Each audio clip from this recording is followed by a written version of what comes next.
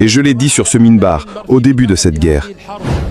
Celui qui pense qu'Israël n'a Dieu que pour Gaza se trompe. Et la preuve que la cible, c'est toi et moi. La cible est tout croyant en l'unicité d'Allah. Oui, c'est une guerre contre la religion, sans doute et sans équivoque. De nos jours, tout sang est cher. Le sang français est cher. Le sang américain est cher.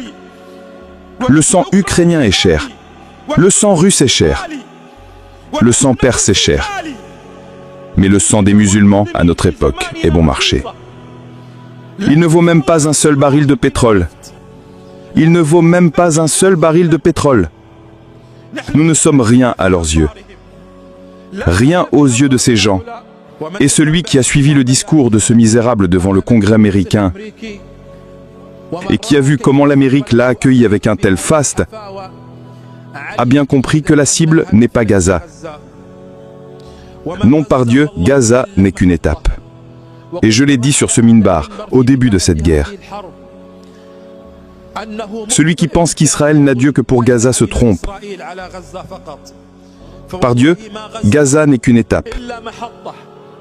Et ce discours religieux de Netanyahou, il est interdit aux prédicateurs d'impliquer la politique dans la religion. Il est interdit aux prédicateurs de défendre les droits de cette communauté. Il est interdit aux prédicateurs d'appeler au djihad. Il est interdit aux prédicateurs d'appeler à repousser ceux qui combattent cette religion. Mais il est permis à ces gens de combattre au nom de la religion. Il est permis à ces gens de parler du haut de ces tribunes, devant le monde entier, en disant que c'est une guerre religieuse. Rien de mal pour eux. Mais nous, il nous est interdit de mélanger la politique à la religion. Il nous est interdit de nous tenir sur les minbars pour parler de nos droits, de la dignité de l'islam et de notre foi. Et la preuve que la cible, c'est toi et moi. La cible est tout croyant en l'unicité d'Allah. Oui, c'est une guerre contre la religion, sans doute et sans équivoque. Et celui qui doutait ne serait-ce qu'un seul instant que ce n'est pas une guerre contre la religion, la scène d'hier, l'accueil chaleureux de Netanyahou comme un héros, l'a prouvé.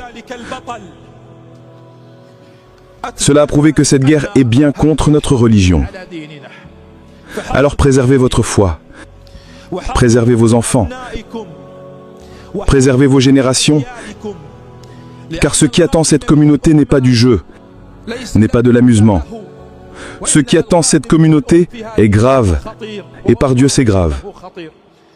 Si nous ne préservons pas nos enfants, si nous ne les dirigeons pas vers les mosquées, si nous ne les dirigeons pas vers les cercles de mémorisation du Coran, si nous ne préparons pas nos enfants à affronter une bataille entre le vrai et le faux, ils se trouvent au cœur d'un affrontement entre le bien et le mal, car ils feront preuve d'ingéniosité et ils mettront. Alors détermine ta place, ô bien-aimé. Détermine ta place, aux pratiquants. Détermine ta place, aux musulmans. Détermine ta place, aux croyants. Où es-tu entre le vrai et le faux? Quel est ton rang et quelle est ta place? Cette vie passera. L'objectif n'est pas d'arriver. L'objectif est de mourir sur le chemin de la vérité. L'objectif est de mourir sur le chemin de la vérité. Combien Hamza, qu'Allah l'agrée, a combattu? Combien a-t-il lutté? Combien a-t-il formé de générations? Mais il n'a pas assisté au jour de la victoire. Il n'a pas vu le jour de la conquête. L'objectif n'est pas d'arriver, mais de former ceux qui arriveront après toi. Si nous ne sommes pas cette génération qui verra la libération de la Palestine, qui verra l'accomplissement de la promesse finale, la promesse d'Allah, une promesse qui ne sera pas retardée, alors sachez que Biden partira.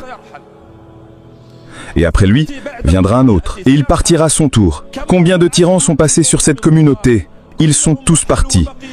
Et l'islam est resté élevé, flottant avec l'étendard.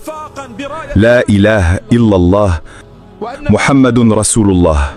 Alors je vous rassure, par Dieu, ce que vous avez vu ne doit pas vous désespérer.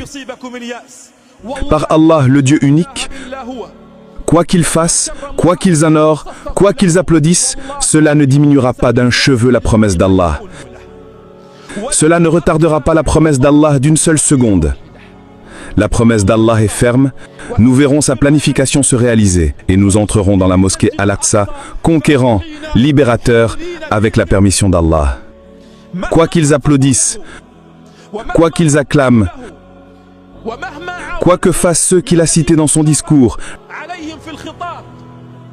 lorsqu'il a dit « Nous avons une alliance avec certains pays arabes », quoi qu'ils fassent, par Dieu, cela ne retardera pas la promesse d'Allah. Cela ne retardera pas la victoire d'Allah. Et les hommes, les héros dans les rues de Gaza, qui combattent encore, qui résistent encore, Allah n'abandonnera pas leurs actions après tant de fatigue et de patience. Au contraire, il leur atterrera la victoire, et la victoire est proche, avec la permission d'Allah le Très-Haut. لو احنا الدم تاخندا واستولوا الاغلينا دا اين اله